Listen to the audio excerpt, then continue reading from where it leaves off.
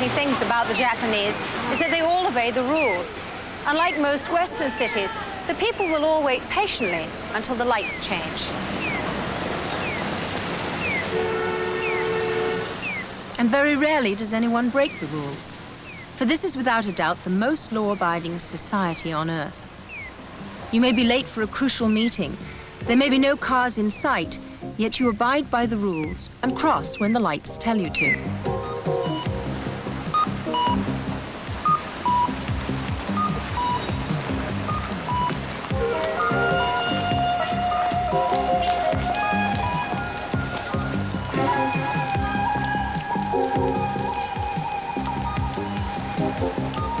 Where does this devotion to law and order come from? What are its roots, and what effect does it have on modern Japan?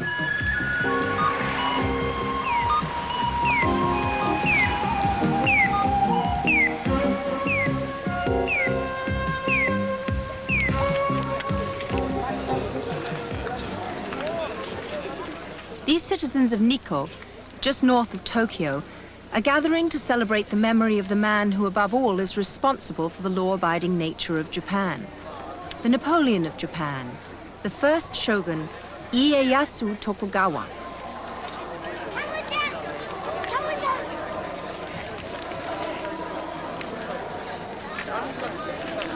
Twice a year, people gather at his shrine, dressed in the costumes of the 17th century, to honor the man who unified Japan and gave it 250 years of peace, isolation, and prosperity.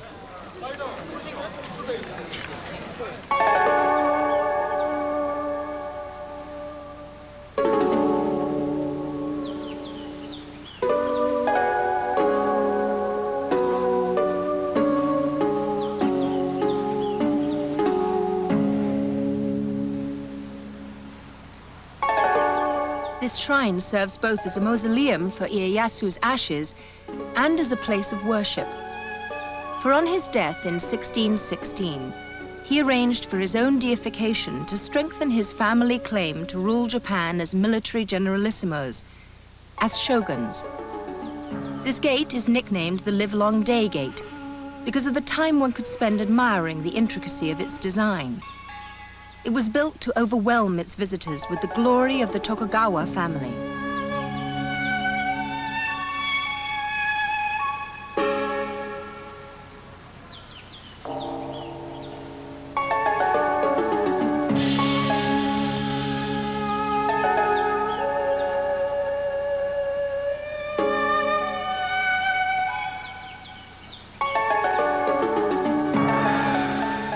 But the Tokugawa shoguns didn't only rely on glorious monuments to sustain their rule. 200 years before Napoleon, they set up a centralized bureaucracy to minutely control the newly unified nation of Japan. And the citizens of this parade reflect some of those positions.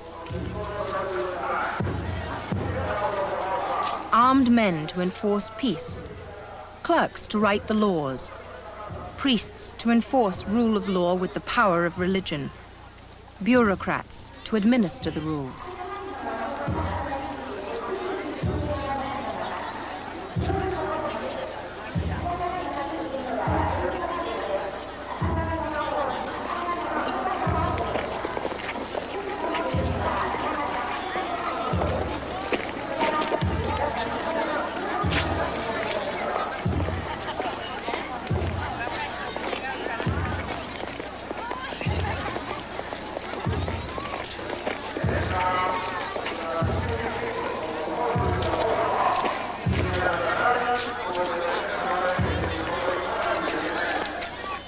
Pride of place in the procession goes to the young men dressed as samurai warriors. It was the warriors of the Tokugawa clan that finally defeated their enemies by successfully storming the formidable defenses at Osaka Castle, killing all those who threatened the rule of the Tokugawas.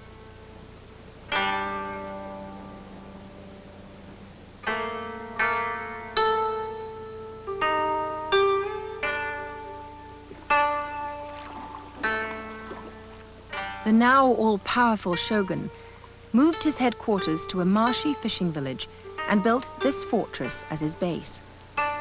It's now the home of the emperor in central Tokyo. He founded what some have called the first police state, with heavy emphasis on hierarchy, discipline, and authority. The peasants who composed the vast majority of the population were forbidden the planting of tobacco or the making of sake, in order to prevent their attention from turning from their sole task of growing rice.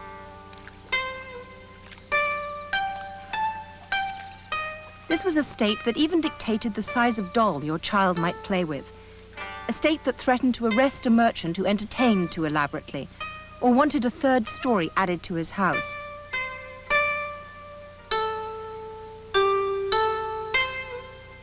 At a feast, no more than 2 soups could be served, and silk underwear was definitely out.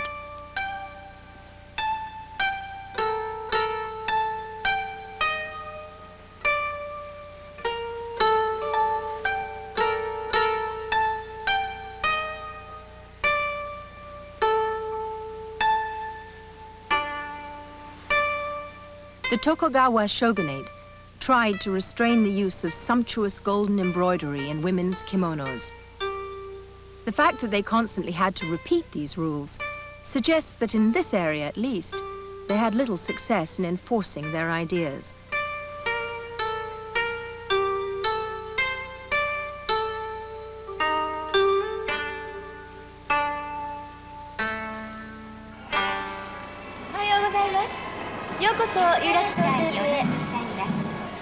Though the rule of the shoguns has since lapsed, their values of hard work, discipline, and hierarchy still continue.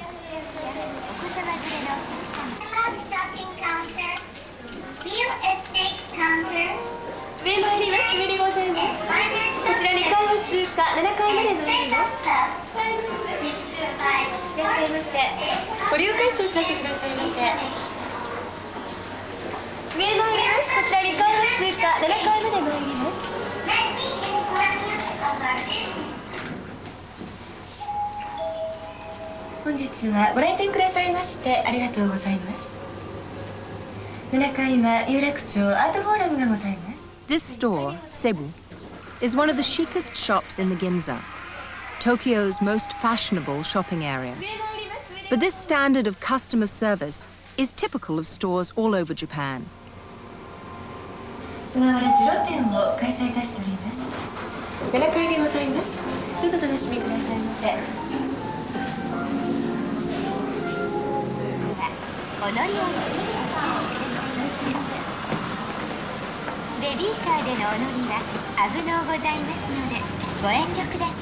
To an American, or any Westerner for that matter, a visit to a typical office can be very confusing.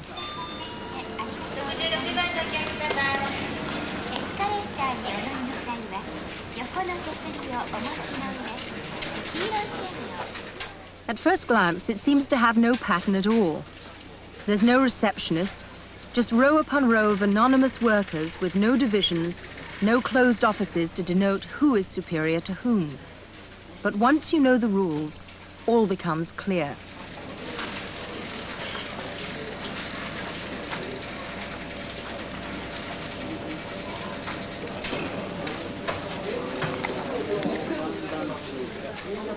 The senior man, and it is always a man, sits at one end of a long line of desks with his senior assistants at either side. The most junior sits farthest away from his boss and will gradually move up this line as his seniority increases.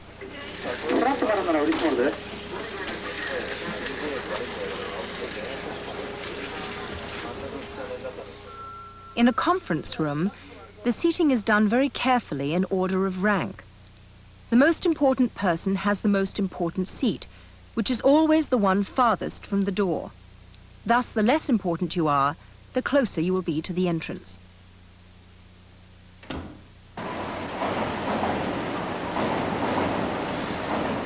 This, however, has to be modified on a bullet train. Here, the best seat is considered to be the one by the windows facing front. The second best, the other window seat, then the aisle seats, then the ones in the middle.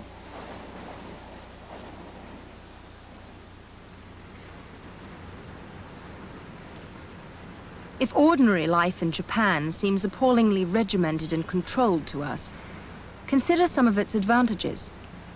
Tokyo is the world's safest city, with crime a fraction of similar cities in the West. The policemen on morning parade at Tokyo Central intend to keep it that way.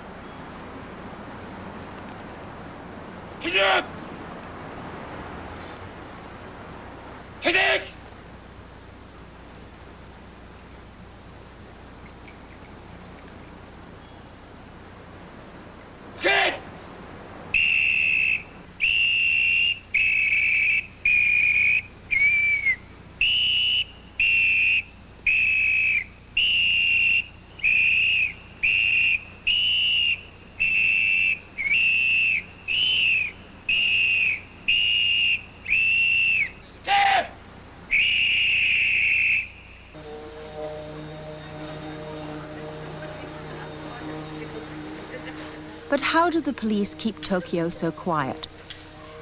Here, murder is almost unknown. Armed robbery, for instance, occurs 252 times in New York for every 1 time in Tokyo. This is a typical Tokyo suburb, not that far from the city center, and neither particularly rich nor particularly poor. Yet it feels as safe as a small town in Iowa, and statistically, it's probably safer.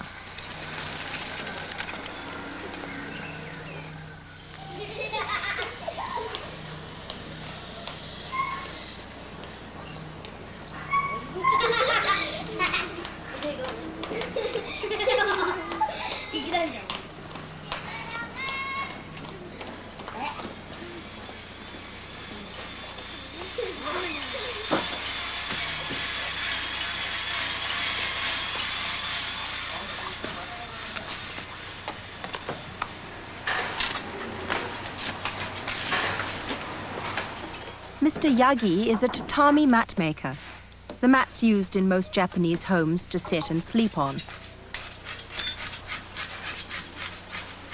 But he has another job in this suburban village. He's a part-time policeman, patrolling the area, checking up on every home and business at least once a year.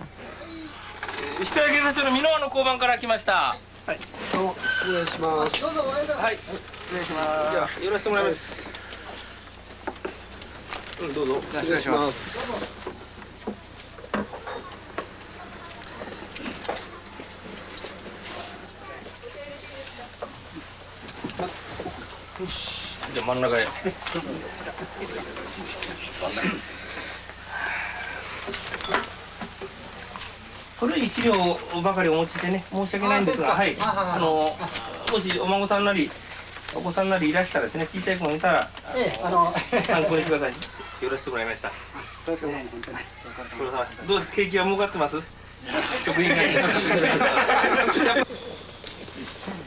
In this way, the police keep a detailed record of everyone and everything that occurs in their neighborhood.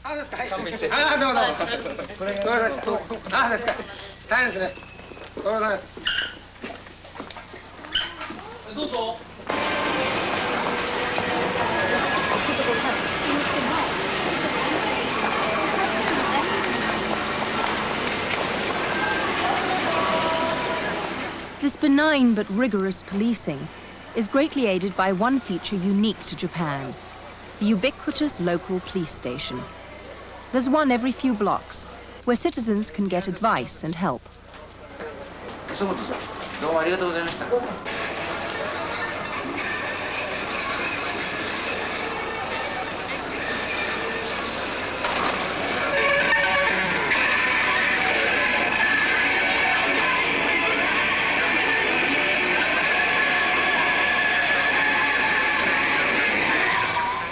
lively entertainment areas like this, the neighborly police technique of the suburbs is more difficult to maintain.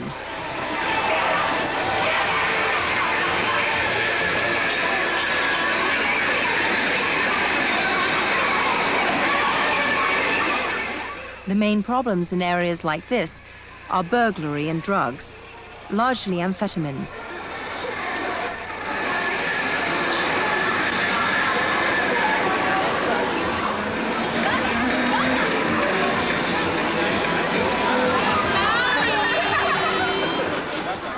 But the police do have time for less serious crimes.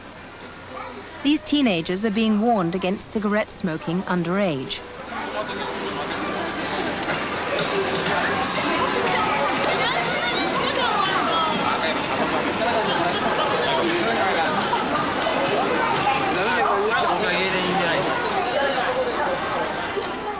It's a police presence that these youngsters seem to accept easily enough. It's unlikely that youngsters in America would have reacted so calmly.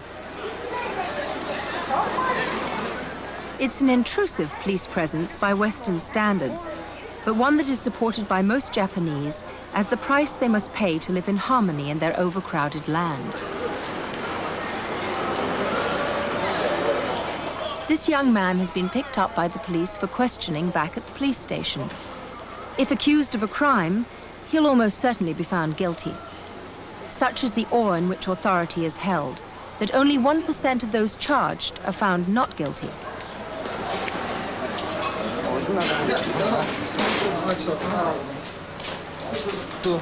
And if the young man is sent to prison, he'll end up here.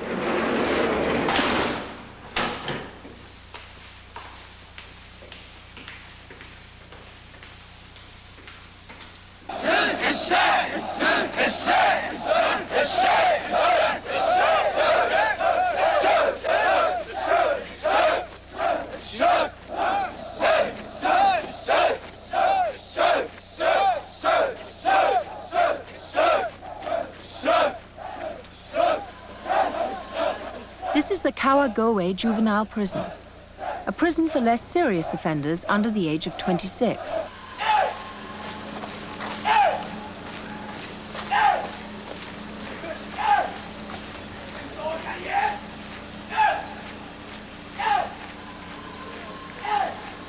The Japanese authorities are fond of the short, sharp shock school of prison thinking, and there are plenty of physical drills in the daily routine.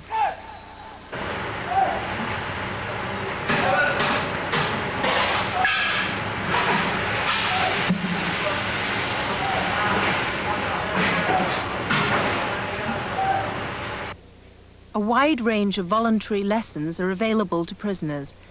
One of the more popular is the meditation class, run by a local monk.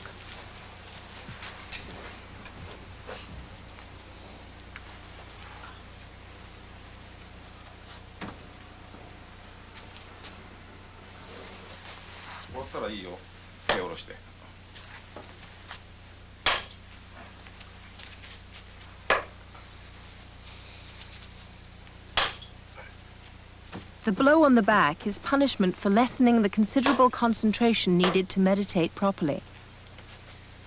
This, of course, is voluntary. But meditation is also used by the authorities as a punishment in which the prisoner is forced to meditate for hours in solitary confinement, and is punished further if he moves from the meditating position.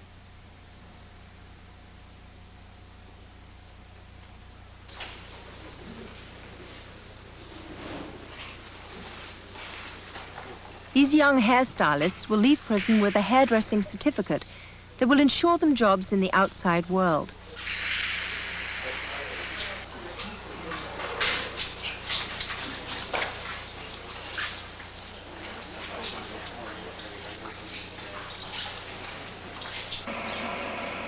Tough though this regime is, the prison authorities are proud of the fact that the vast majority of its inmates will never need to be imprisoned again. This, they claim, is because of extensive job training within the prison.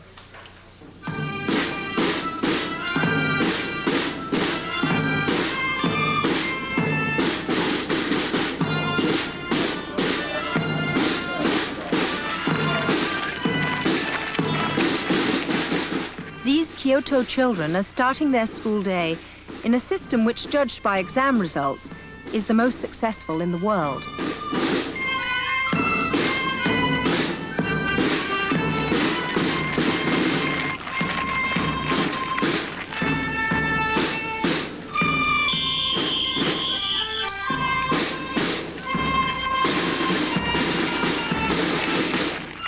In comparative tests, Japanese children have consistently beaten their Western counterparts. Particularly in math and science, they've always scored much higher than their American contemporaries.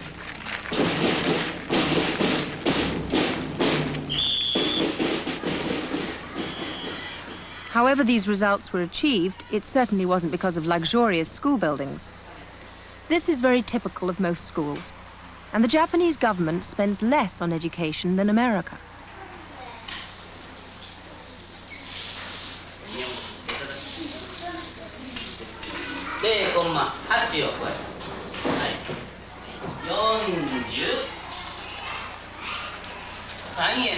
No one knows whether teaching math by the traditional abacus helps these children achieve such good results. What is clear is that the traditional Japanese respect for hierarchy means that teachers are granted a far more honored role than in Western schools, which allows them to cope with classes that often have more than 40 children.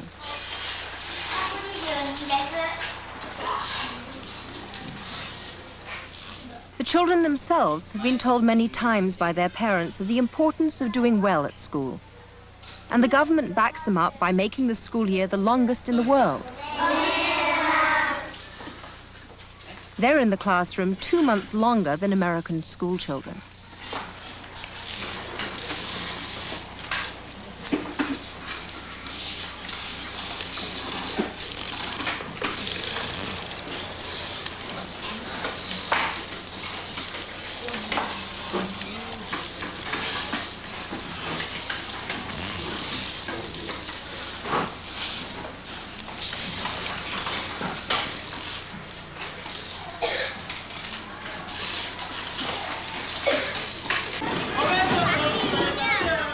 One major difference in Japanese schools is that many jobs done by adults in the West are done here by the children themselves.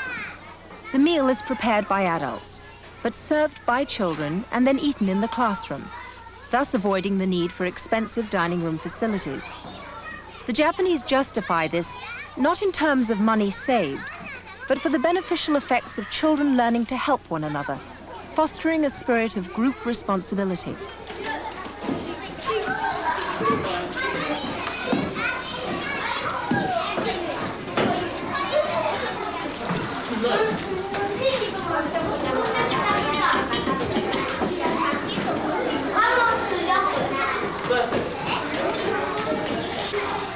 In this Kyoto junior school, all the cleaning is done by students. No adult cleaners are used at all.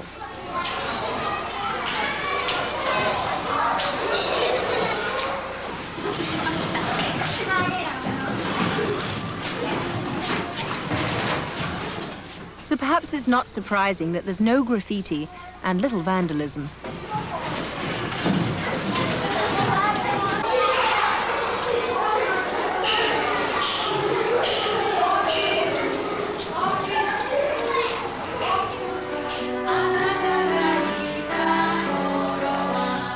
As you progress in school, the pressure increases in the remorseless drive for ever greater educational excellence. The discipline gets more rigid. Uniforms are universally required. Homework takes several hours a night for every child. The system does have its advantages. It produces a highly qualified, literate workforce and produces it from all schools, not only an elite few.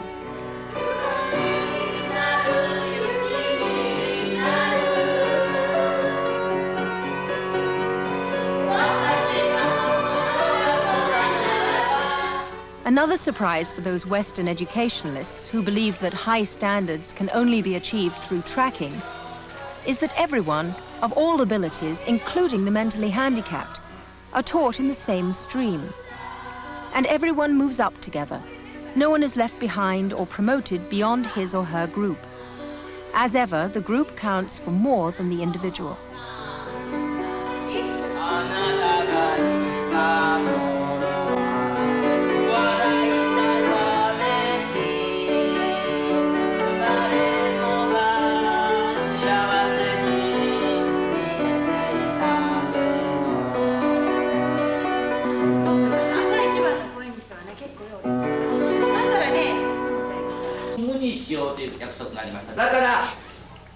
But despite the high standards in math and science, all is not well with Japanese education. Much of the English language education is of a low standard, taught by teachers who themselves can't speak English with any fluency. I know the girl whose mother is a pianist. そのお母さんがピアニストである少女を知っているわけですね。はい、Okay, now this time number six. The subject is taught by rote learning, as is so much of Japanese education. And most students finish their school days unable to do more than mumble a few words of their favorite English song.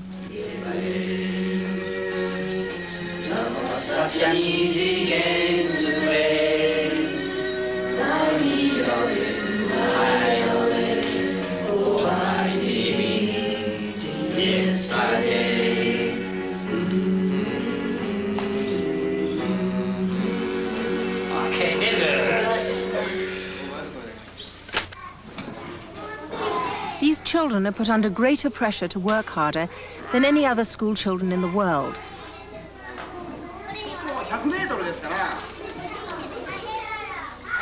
And it's a pressure that has some ugly side effects.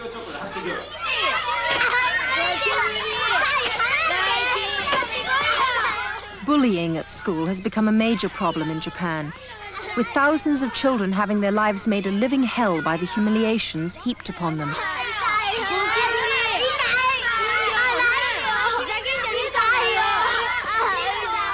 This is a reenactment from a training film made for teachers to alert them of this growing crisis.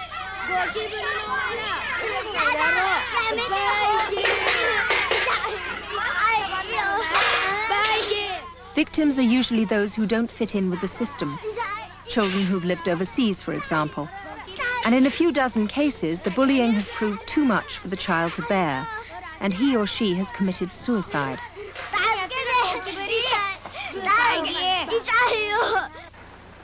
There's general agreement that the main cause of the bullying is the pressure on the children to pass their exams.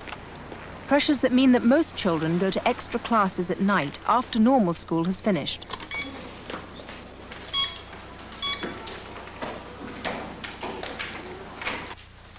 Expensive extra classes like this one in central Tokyo, where the slogan 6 hours sleep fail, 4 hours sleep pass, is a way of life.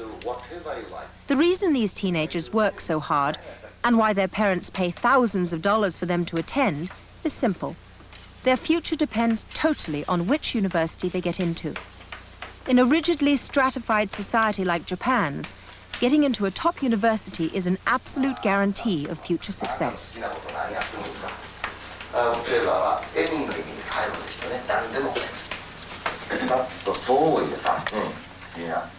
The exams are very largely a test of your memory. No original thinking is required. And having survived this examination hell, the student awaits the results, which are conveyed in a unique Japanese fashion.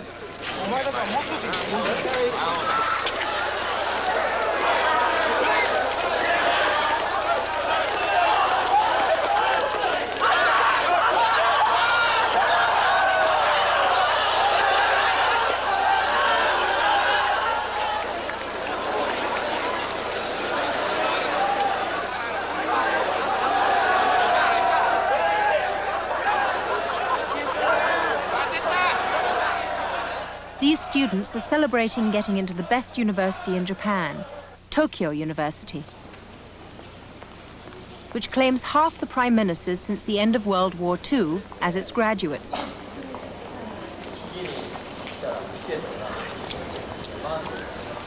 But the extraordinary thing is that having worked harder than any students in the world, when they get into a university, even as prestigious as this one, the pace of work slackens dramatically. At this university, which is a sort of Harvard and Yale rolled into one, the workload is pretty light for most students. And it's the one chance in their lives to really relax and enjoy themselves. The fact that they got into this university means that major Japanese companies will be fighting to employ them, whatever their academic records. The reason they're so attractive to their future employers is not because of what they'll learn, but because of the friends and colleagues they'll make. Lifelong associates who will, in the future, always provide mutual assistance as they climb the corporate ladder. Entrance to Tokyo University is based solely on academic merit. Not even the son of the emperor himself can get in without passing his exams. But there are some areas of Japanese life where the merits of an individual count for very little. No matter how brilliant this child is, he will never be prime minister. These girls will have difficulty marrying the men of their dreams.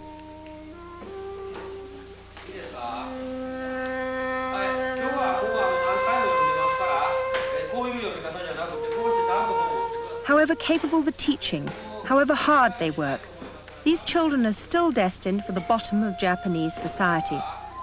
For these are the children of the Burakumin, a name that has replaced the now abusive Eta, the untouchables of Japan. It's a subject about which the Japanese are very sensitive. And if this program were ever to be shown in Japan, this sequence would almost certainly be cut out. The reason some 2 million Japanese are now outcasts in their own country dates back to feudal times. This screen shows a typical 16th century town, with gaily painted houses and well-dressed citizens. Outside the city wall, it's a very different world of poorly dressed peasants curing the skins of animals. In a society of vegetarians, those who dealt with dead animals were seen as unclean and treated as a lower and separate class. And the divisions have carried on into the modern day. In most Japanese cities, there are Burakumin ghettos, ghettos which look identical to the rest of the city, but ghettos that every single Japanese knows about. This street in Osaka is the dividing line between a Buraku area on the left and a non-Buraku area on the right.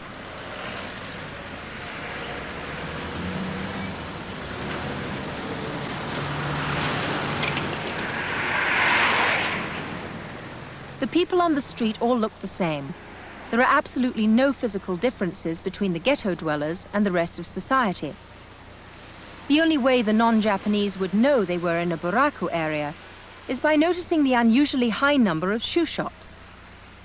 The Burakumin have continued their association with skin curing into a 20th century domination of the leather trade and all its associated industries.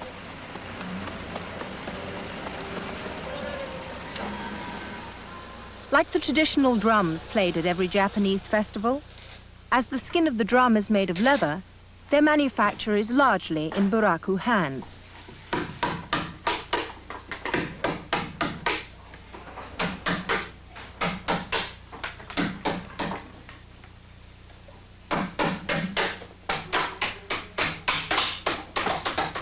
The Burakumin tend to work for small manufacturing firms, firms which pay the lowest wages and can offer no job security.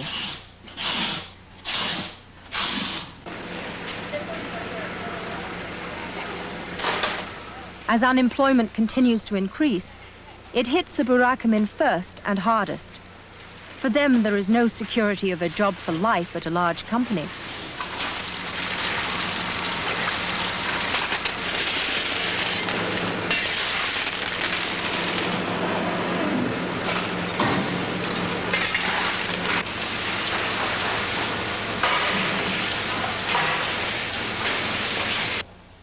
The Buraku ghettos used to have some of the worst housing conditions in all Japan. But new government spending has begun to make this deprivation a thing of the past. What government hasn't stopped is the hatred of the Burakumin, expressed in slogans like, "Kill all Burakumin filth," and "Burakumin animals get out."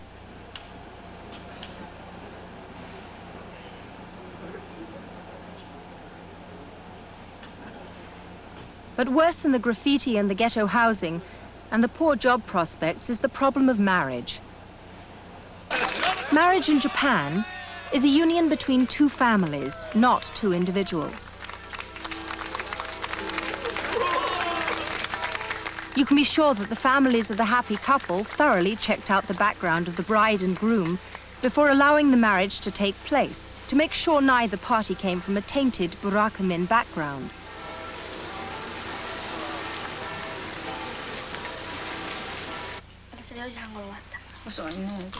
This couple married in spite of their parents' prejudice. He is a Burakumin. She is not. As a result, Mrs. Ueda has been totally rejected by her family. She has expressed her feelings in a poem. My mother said, "Why must you marry someone from the Buraku? I didn't put you through college for this. From now on, I've never known you. You were never my child." And my older brother said, "Are you doing this to spite us?" So for the love of a man, I had to stop being a daughter, sister, and friend, and came to this village all alone. The Uedas have weathered their family's disapproval and have a very happy family life. Not everyone has had such good fortune. This couple, unable to marry, dressed up in their wedding finery, took this photo, then killed themselves.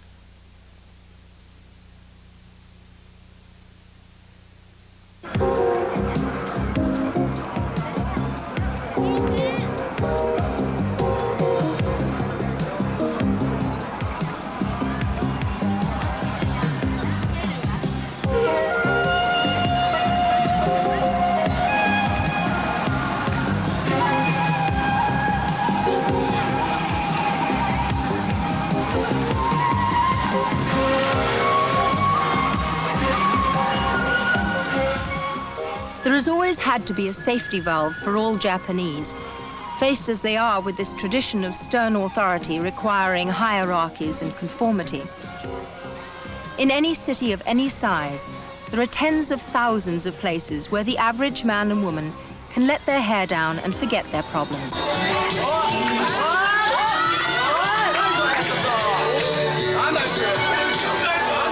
This is one of the most popular.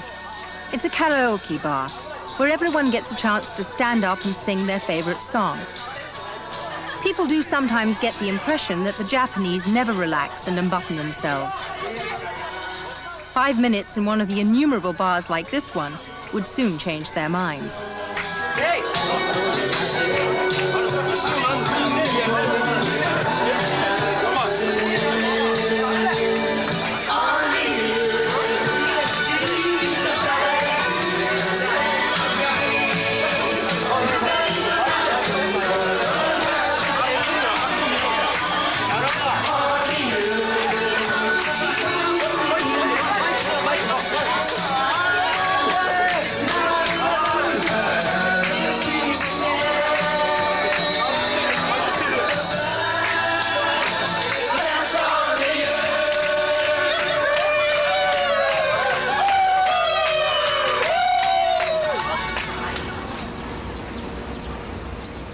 And directly in the shadow of the Hiroshima Peace Dome, just yards away from the epicenter of the atomic bomb blast, Japan's most popular pastime is getting underway.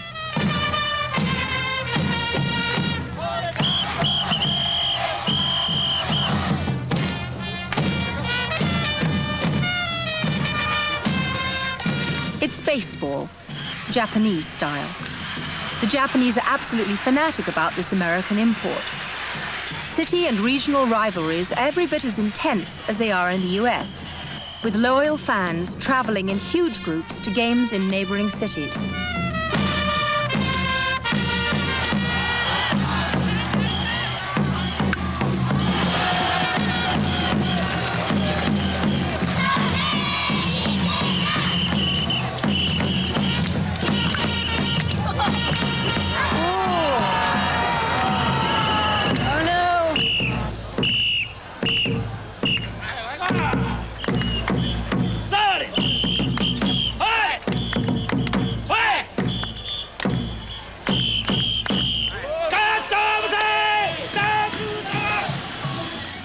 Frequently, American players are recruited and come to Japan to play, many becoming national heroes.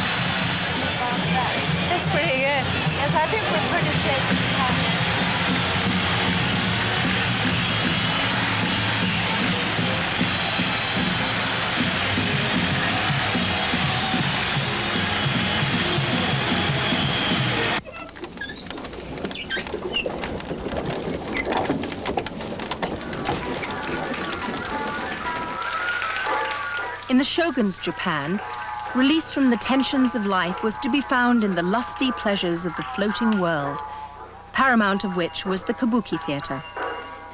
Once a year in the little town of Kashimo in central Japan, the local people put on kabuki plays in their centuries-old local theaters. Here, local women play the female roles, just as they once did in the Japan of the Shoguns before they were banned as being too licentious and their places taken by male actors.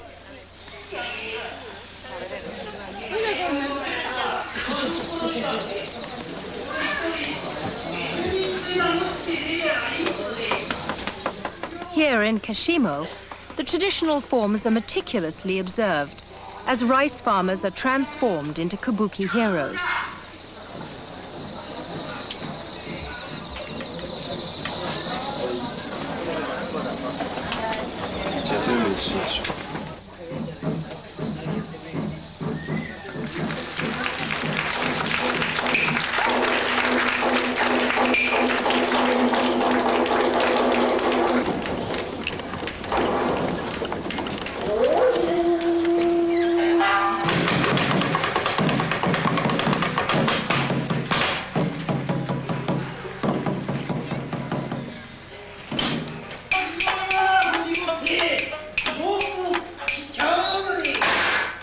A common theme in kabuki is the clever commoner outwitting his social superiors, a theme likely to prove almost as popular to modern audiences as it did in the past.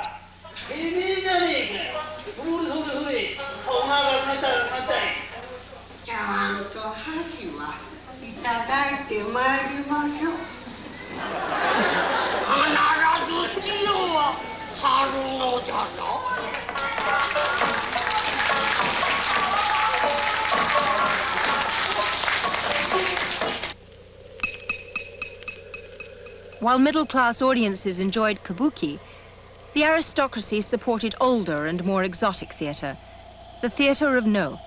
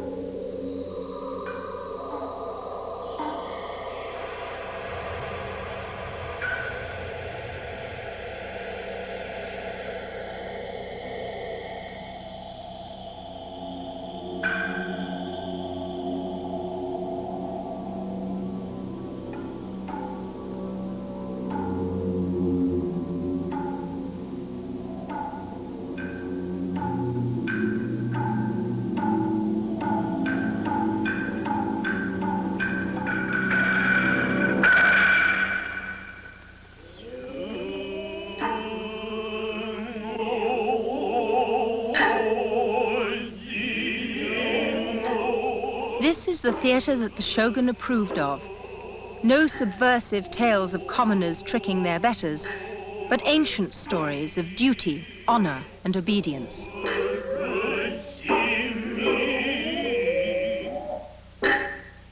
The stage is bare, the orchestra and chorus hidden, and the masks are skillfully manipulated by the actors to suggest changing emotions.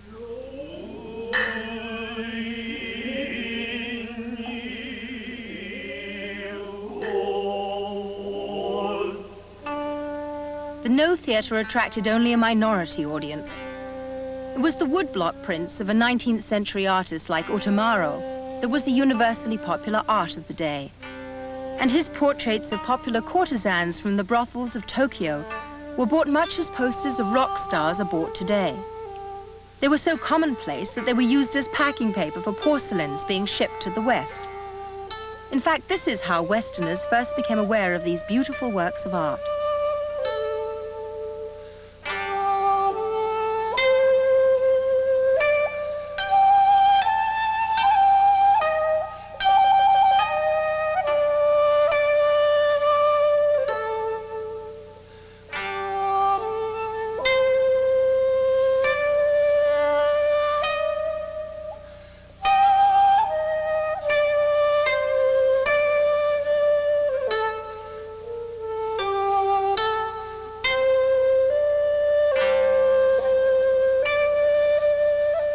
They were made in enormous numbers, with many different colors skillfully printed one on top of another.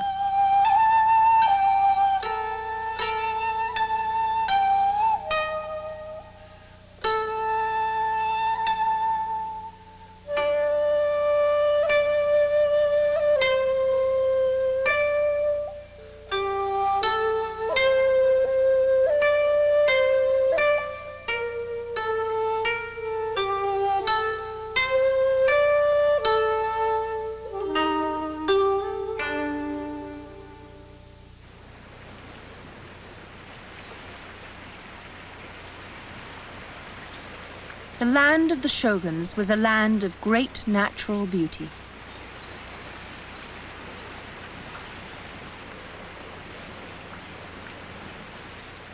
A land untouched by the Industrial Revolution that was changing the landscape of the West.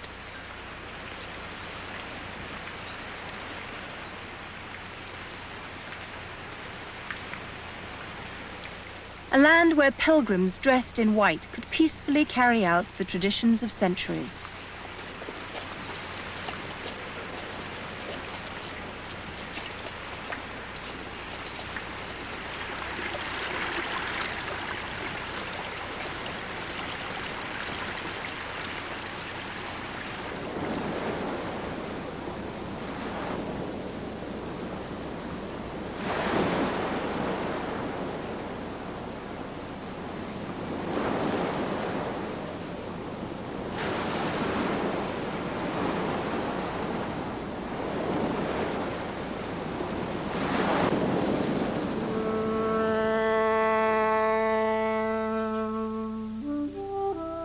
The Japan of the Shoguns was ending just as the first cameras began to document it.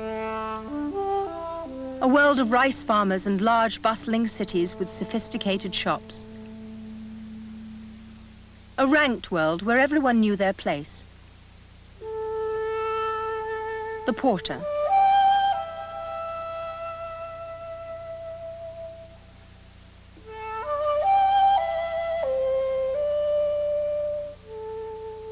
The postman.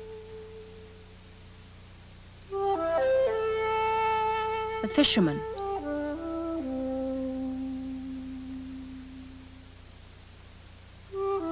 The samurai.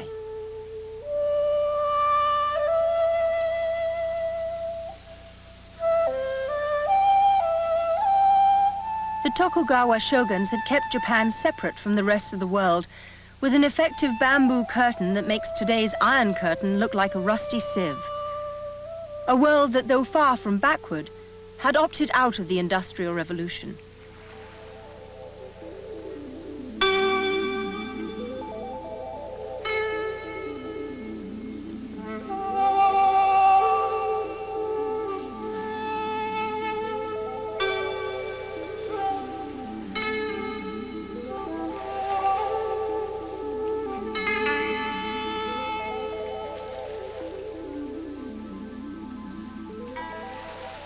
On July the 8th, 1853, this uniquely isolated world was forced into wider contacts with the rest of the planet.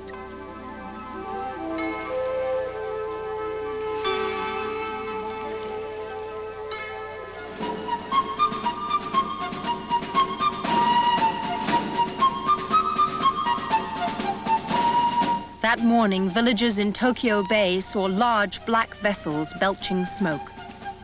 These were the black ships of the American Navy, commanded by Commodore Matthew Perry, portrayed here rather unflatteringly with his large, foreign nose.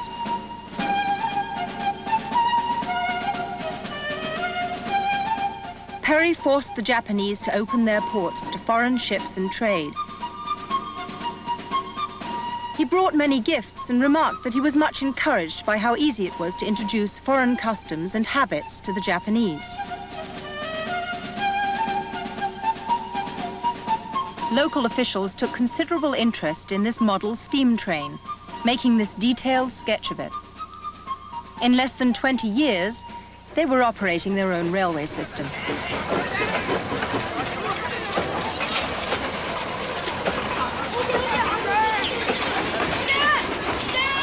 The Japanese establishment terrified by its military weakness, was determined to catch up with the West and embarked on a crash industrialization program.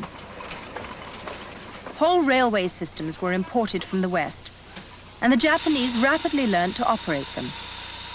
Machinery was imported, especially to manufacture textiles, and in an echo of the late 20th century, the Japanese were soon producing better and cheaper cloth than the West.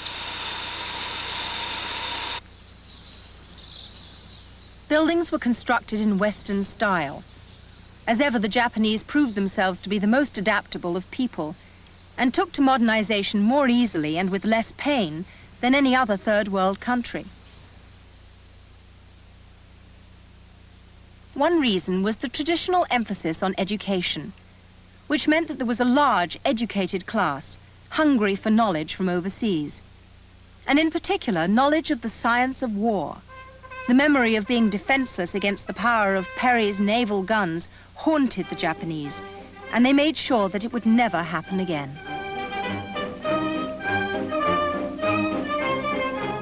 When the Russians fought Japan in 1904, they thought they were up against a quaint, backward nation and were shocked by their overwhelming defeat.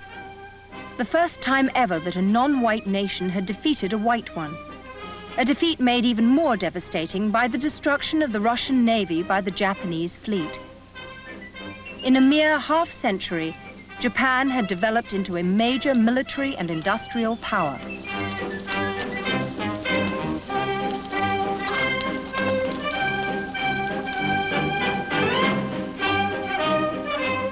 Perhaps the most interesting thing about the Japanese is the speed with which they as a people and as a nation can adjust to change. The stunning military victory over Russia at the turn of the century astonished the world. No one could believe that a Madame Butterfly nation like Japan could defeat Imperial Russia and industrialize so rapidly. The prestige that these victories brought the military was enormous. And as the 20th century progressed, Japan's idea that all their problems could be solved by force grew in popularity, with disastrous results for Japan's Pacific neighbors and ultimately for Japan itself.